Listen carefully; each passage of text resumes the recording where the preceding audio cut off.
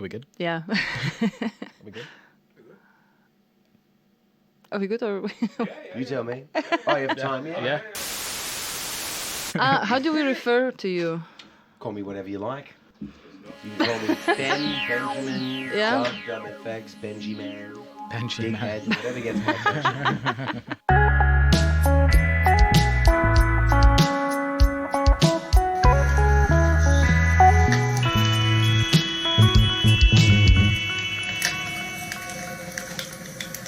Hello and welcome to Word Up Podcast. I'm Evie, And I'm Webster. and today we are here with Benjamin, aka doublefix. Hello. That's good. We are here in Melkweg today. You are ready for your concert tonight? Very ready. I'm actually pretty tired now, but I'm usually like just reserving my energy until it comes to like an hour or so before the show, and then that's when I sort of perk up a bit and sort of get all energetic. Because you've been on a tour, right? Yeah. I mean, I've been touring for 14 years straight, pretty much. 14 I mean, years. I've never had more than a 3-month break at one go without a show, or Wow. at least one show in between. So, you know, when I have the downtime, it's really awesome. But yeah, I'm just constantly touring, basically. At least 6 months a year, I'm on the road. That's pretty crazy. How do you manage your life whilst being on the road so much? Whereas, Luckily, like, I have an amazing wife who is Right. extremely supportive, and she understands that. She always wanted to be with a musician, like that's like what she wanted, but she obviously had lots of bad experiences with lots of musicians, but we've found something really harmonious, and it really inspires her, and she inspires me. So yeah, I mean, I've got 2 kids now as well, so I don't really like being on tour as much as I used to. It used to be just part of who I was, and it still is part of who I am. But now I feel like being a dad has become like my main priority. So being away from them is like, being dad number 1 and musician number 2. It's a big flip. It's only just started, so I don't know. We'll see how it goes. Right. And how did the journey begin? Like, you're from Australia, right? So I'm from Australia. Me and Cade actually met in high school when we were 15. My manager, who's over there, he's a big part of the story, actually. We met when we were 15 years old, and he played the drums and I played the guitar, and no one else at our high school was really into music. It was a small high school, and we started jamming, and we were like, hey, we should go to another school. There was this other school which had loads more musicians and better music programs, so we decided to go there. And that was for the last 2 years of high school, year 11 and 12, the more important years of high school. And we met loads of musicians, we started lots of bands, and we got really interested in the music industry. And as years went on, we kind of were in lots of different bands together and not together. Cade's always been amazing at doing, web design, at designing flyers, at doing managerial things. I was more of just a songwriter, and, that was sort of, but he's also an amazing rapper and turntablist and stuff. So, we did a lot of things together and not together, and then I went off and decided to go to Europe for 3 years by myself. Well, actually, it was just 1 year I went by myself. And in that time, that's when I came up with the idea of doublefix, where I was looping my voice and beatboxing and stuff. And after a couple of years of doing that, I called Cade up and I was like, hey, I need you on my team again, man. And he's been managing me ever since. And he's been managing me for over 10 years now. But it all started just from street performing and trying something brand new and just using the street as a way of understanding what was possible with the technology I was using, with the ideas that I had in my head. Right. And it was like, if people didn't stop and listen to something and were not enjoying it, then I would just, move on. Next thing, let's try something else. And so I just became good at reading the crowd, at pushing. I kind of learned what it was that connected to audiences, and that's basically what doublefix is. Right. It's very immediate loop of feedback. Exactly, literally. Right. I remember being in school and my friends would be passing around little videos, and I remember one was of you actually. I was like, hey man, have you seen this guy doublefix? He's doing all this stuff. And I was like, let's check it out. And you get the video and you're like, whoa, this is dope. And so it passed around the school of 300 kids. I remember about that being such a big moment. When did you know that I'm doing something right? I'm doing something that people really resonate with. Well, it's interesting. Like the videos came a little bit after. I already kind of worked it out. So the first year, 2006, I had no idea what I was really doing. And that was like the guinea pig years. It was like just trying, just to see what happens. And like I said, I noticed when people would stop, and I noticed when people would buy my CD, and I got into this kind of pattern where I realized, all right, what's making people stop and buy my CD? It's basically making their jaws drop, making them so, entertained, but also so inspired that they like, give me your music type thing. And so I was using all these effects. So like making a beat on the street, like just straight up a big fat beatbox with a nice big, sound system already turns people's heads. That draws them in. And then looping that and then adding like this bass line with my voice, people are like, whoa, how do you do that? Then I layer some harmonies, and it's such a transparent thing to watch someone build up a loop just with their vocals, just with a microphone. There's no drum machines on stage. There's no guitars. It's just a couple of guitar pedals and a mic, So you watch someone build it up like that. Then I started like singing like lyrics that were kind of not just stupid lyrics, but like conscious lyrics. Like that was the thing that I noticed that people were more attracted to. When I sang songs that weren't necessarily conscious lyrics, people weren't interested. They'd walk away, especially in the UK. When it was stuff that was more kind of like self-empowering lyrics, stuff that was a bit more, I don't know, literally just conscious lyrics, people would get more into it. And then on top of that, I also use this pitch shifter on my voice to pitch my voice lower and higher and rap in two different voices, and then go back to singing. And people would be like, whoa, whoa, whoa, whoa, and then take my money type thing. And that was it. So and the other thing was I realized I was selling like, I don't know, when I first started, like I'd sell like maybe 30, 40 CDs in a day, and I'd be like, that's really good. But then by the end, we were selling like, 300 CDs. No, not 300 CDs. We'd sell like about 100 CDs a day would be like a good day, but for like 10 euros each. And we could do that 3 times a week, especially in Amsterdam. We were like killing it. And that was long before YouTube and Facebook even existed. Right. So I was like, man, in one day I'm making more money than I used to make in a week. I could do this forever.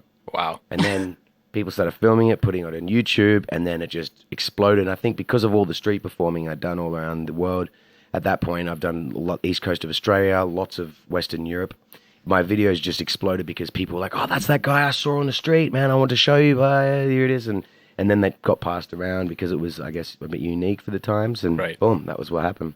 Oof. It's a very slow, intense. long, and steady rise, I guess you could say. It's just like heavy work, I think. A lot of work. Yeah. Spent a lot of time street performing on the street, like at least 3-4 days a week, and for like 3-4 hours at a time. Wow. Did the boom in like digital media change your process or the type of music you put out in any way, or did you stay true to what you were doing on the streets? It didn't change the music I was putting out. I changed the music I was putting out because of me, not because of the media. It was more just like, I like this music, so I'm going to do this music. Because I wasn't signed to a record label or an agency or anything. Like I was completely doing it completely independently. And, the social media was my publicist. It was my record label. It was all of those things. It was my radio. I wasn't getting played on the radio, but people could check it on YouTube, I wasn't, people found out through Facebook. So I had total control. And then obviously having people like Kate around me who could help me, with certain things as well. It was just a matter of like, this is what I feel like doing. I'm going to do this. And I feel like that's what resonated. And that's what I was doing on the street anyway. And because I knew already that that's what people respond to on the street, surely they're going to respond to that on their computers as well. You know what I mean? So I think a lot of people have this idea, people are stupid. You need to water things down. You need to make a simple product. Yeah. And that's what's going to be a big hit. And in America, that might work, but in Europe, that's not necessarily the case. People, have an intelligence when it comes to me. Everyone's a critic. Everyone's a professional when it comes to what they like. You know what I mean? Yeah. So I kind of go with the fact that, no, people are interested in intelligent music, into conscious music, and that doesn't make it uncool. It doesn't make it unsellable, because look at me, I'm selling. So, You know what I mean? That was basically my attitude, and I've just kept at it. Keep it up, man. Sorry, I'm giving you a way long-winded. No, it's great. I love it. Love it. Where do you seek for inspiration? Oh, everyday life. Or does it find you? Yeah, everyday life. I don't know. I've got a really, my brain is like super crazy. Like I'm always getting ideas. I could never run out of ideas in my head. Yeah. For songs, for lyrics, for melodies, for stories. It's just always there. It's like I can't turn it off, to be honest. Sounds busy. It's very busy mind. Yeah. Very busy mind. And are you a writer, or are you someone who kind of works it out as you go, on stage or when you perform? How like improvisation. Like? I definitely love improvising, and that's a muscle I don't get to work as much as I used to. That is I'd say definitely something that I have in me that I'm good at, but because over the years I've written so many songs, now I'm almost doing those songs more than anything. Right. But, you know, sometimes I've got up on stage and just freestyled like for an hour, and I can still do it. I just have to prime myself, get myself in the right mood. Right. Because I haven't worked that muscle for a while. Yeah. But, Serious you know, flow. Yeah. But I can, you know, I could get there again if I wanted to. Cool. I'm also wondering, since you're traveling so much, how do you ground yourself? Like, how do you find some balance between all the crazy life on the road? I don't drink alcohol at all. Well, when I say at all, like I could count the amount of times I've drunk alcohol in the last 2 years on one or two hands. You know what I mean? Like maybe when I'm celebrating, I might have something, you know, but other than that, I don't drink alcohol. I try to eat a clean food. I don't really eat shit food. I never eat fast food. And I just, I do Wim Hof exercises. You heard of Wim Hof? He's a Dutch Breathing guy. exercises, yeah. Yeah, he's the Iceman. Yeah. So he does breathing. I do those breathing exercises. I have cold showers every morning. And yeah, I don't know. It's because I've been doing it for so long. It's part of who I am. It's not like something I have to think about. It's just who I am. It's just what I do, you know? That's so fascinating to me. If I talk to my friends and be like, do you know doublefix, and what would you imagine he's like as a guy in person? I think I'd have the total opposite. I'd be like, you're a party guy. Right. I don't know why I have that image in my head, but it's fascinating hearing you say you're like, you know, quite grounded, you don't drink a lot, you do breathing exercises. Yeah. Is that like part of like, you know, your creativity? Have you found that affects you in any way? Or Well, I've never been a huge party guy. I mean, there was definitely a time where I took loads more substances, all kinds of drugs and things. And I wouldn't stop myself from taking them unless I've got shit to do, which is most of the time these days. When I don't have anything to do and I'm in the situation where we could all take drugs and party, then I'll do it. I'm not got a problem with it. But if it's like, you know, I've got a gig tomorrow night, I'm definitely not going to do drugs. You know what I mean? Yeah. It's one of those things. And, I just got to look after myself because my body is my instrument and my instrument is what pays the bills. So I just have to look after it. And I guess I got good at that on the street because when I was street performing, it was much easier to get dragged to people's houses and go to parties and, hey, drink with me, do this, do that. And, you know, you have to put boundaries up and learn how to have boundaries. Yeah. So that you can street perform the next day, you know what I mean? Because the tomorrow or the next day might be raining and you might not be able to make money for a couple of weeks. Yeah. And you're living hand to mouth. So you got to always be prepared. So, you know, it's one of those things. I'm not really a party guy, but I'm happy to rock up to parties. I just won't drink. I won't take drugs. I just listen to everyone's crazy shit that they're saying. Speaking of, what's the weirdest thing that happened to you on the stage?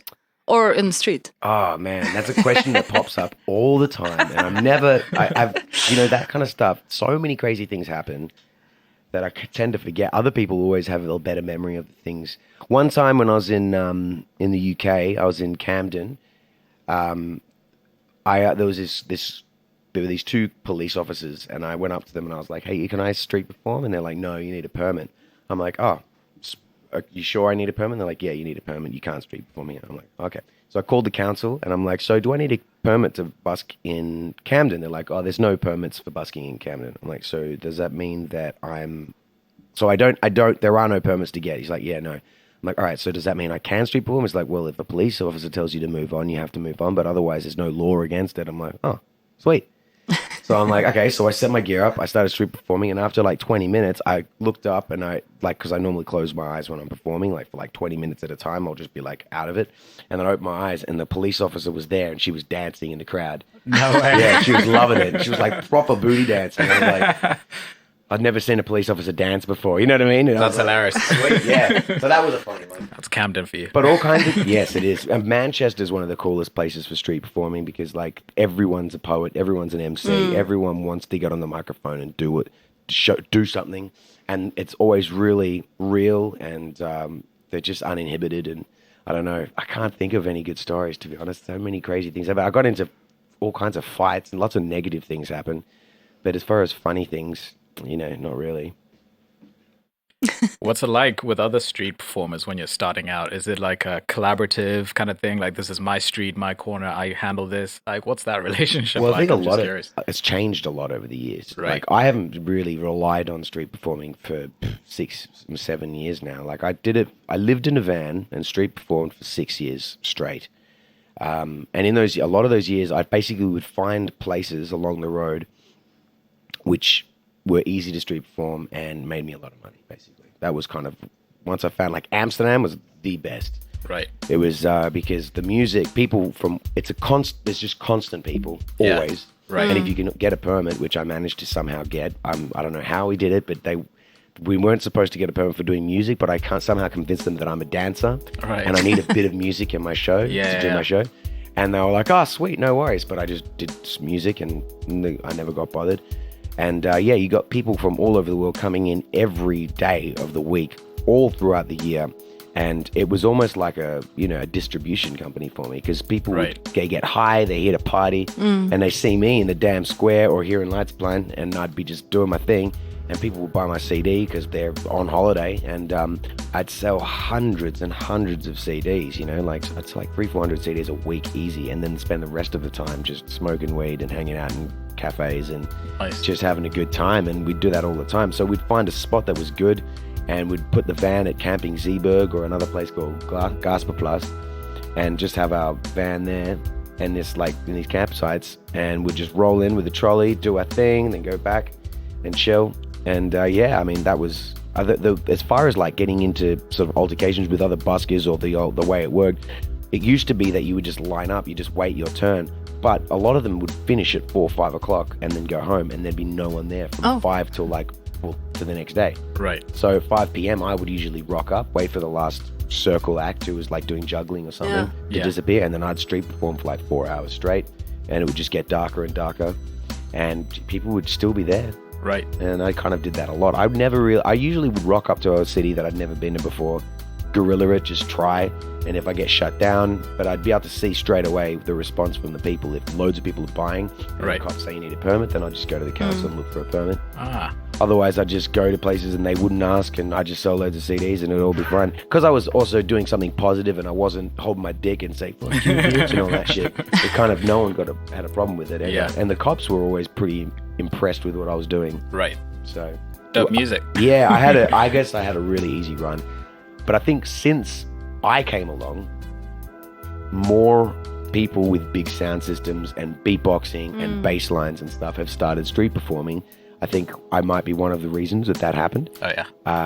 And so now I'm sure it would be a lot harder because everyone's trying to do the same thing. So now it probably wouldn't be as impressive. Everyone's seen a beatbox, everyone's seen a loop artist. So I don't know what it's like anymore. Luckily, I just get to play 6 stages and festivals. Boom.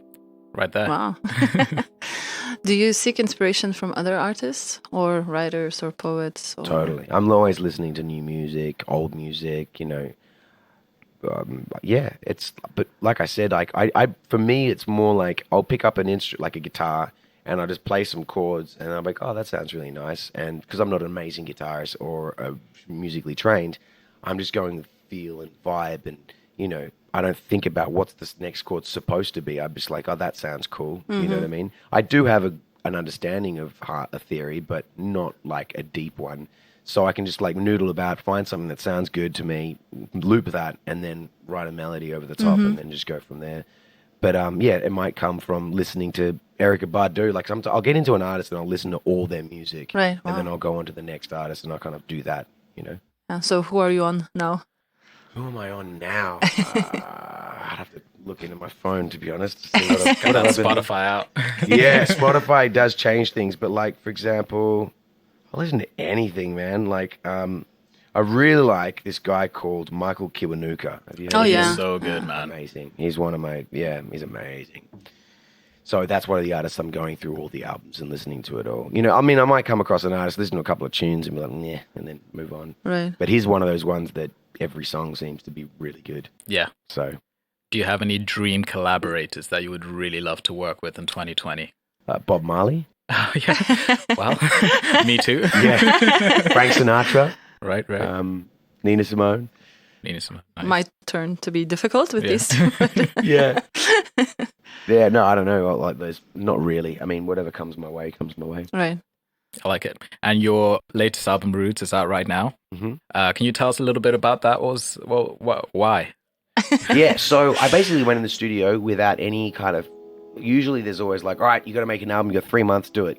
And that's how I've done it. And I've never been happy with the results. It's just something that I threw together and let go of it before, like, because I had to go on tour again, and I wasn't going to get another 6 months or 3 months off to come home. And by that point, it's like, how do I start this up again?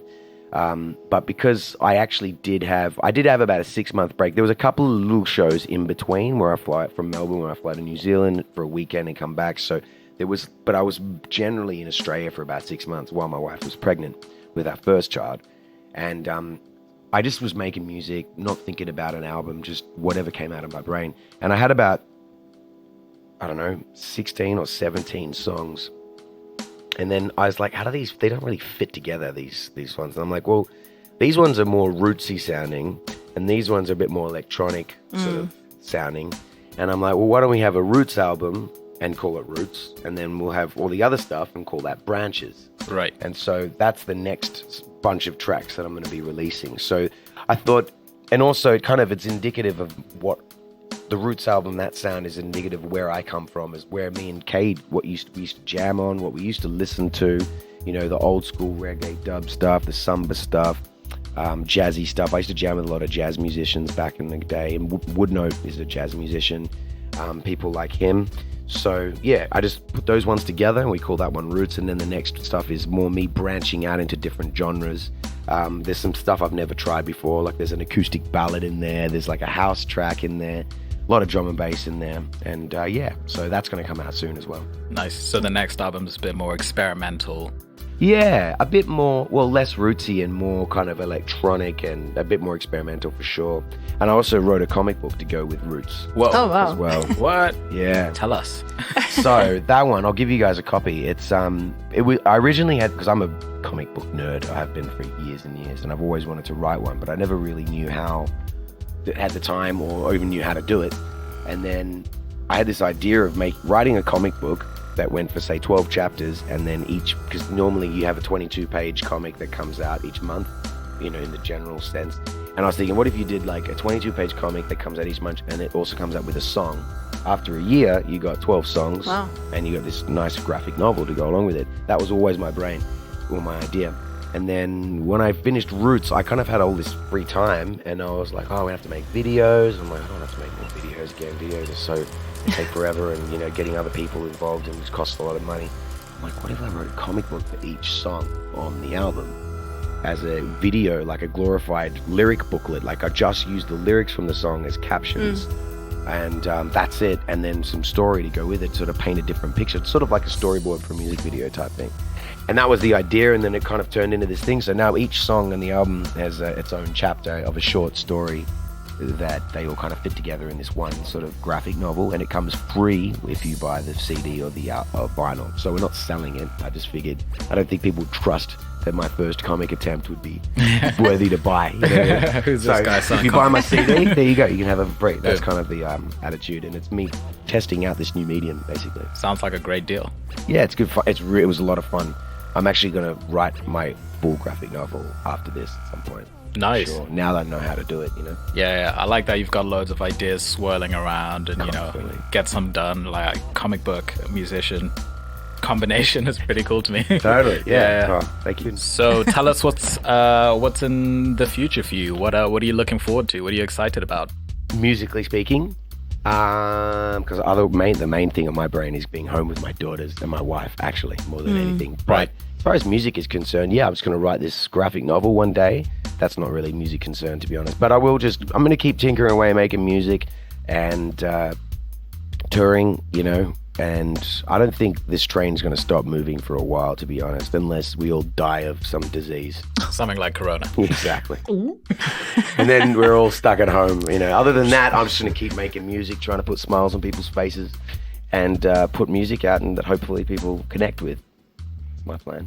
Sounds exciting. Thank you so much for having time for us. Yeah. You're welcome. Thanks for having me. And for our audience listening, where can we find you? Where can they find you online? Well, the easiest way to get access to all my stuff is doublefix.com. You can get all my Instagram and Facebook and YouTube links there. Otherwise, just Google it. And Bandcamp is where you can get a lot of stuff from as well. Brilliant. Thank you so much. Thank you very much. Thank you. And for our audience listening, that was doublefix. We're here at Melkweg. And if you want to find the podcast, you can find us at www.wordupodcast.com, where you'll find past episodes and any information about our guests. Thank you. Thank you. Thank Doei!